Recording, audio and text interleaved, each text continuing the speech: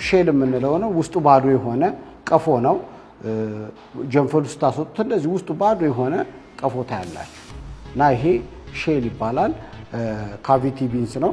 ትክክለኛ ኮዙ አይታወቅም፣ ግን ጄኔቲክ ዲቪዬሽን ጄኔቲክ ዲስኦርደር እንደሆነ ነው መጽሐፍቶች ላይ ወይም ብዙ ሊትሬቸሮች ላይ መታወት ማለት ነው።